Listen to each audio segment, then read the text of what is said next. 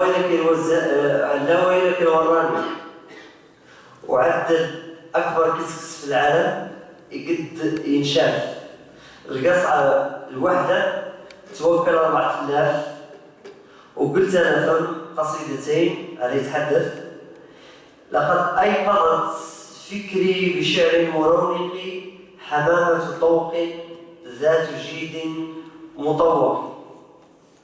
هي المقالة طويلة، أنا اقتطفت منها فقط هذا المقطع، ولا تزال هناك نقاط قد أبديها أثناء النقاش، لكن قبل أن أختم أريد أن أعود إلى الطلعة. سأحكي منها شيئا كي أدلل على ما قلت.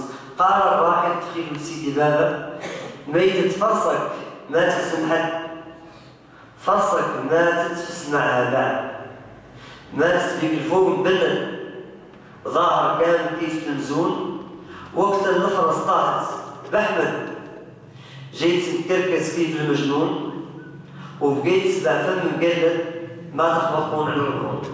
شكرا لحسن استماعكم والسلام عليكم.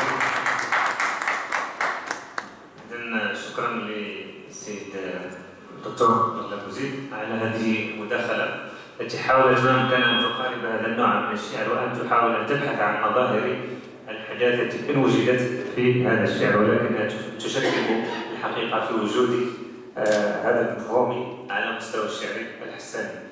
لن ننتقل بمسامعكم الآن إلى وصلة إنشادية من أداء المنشد حميد الناس، فليتفضل مشكورا.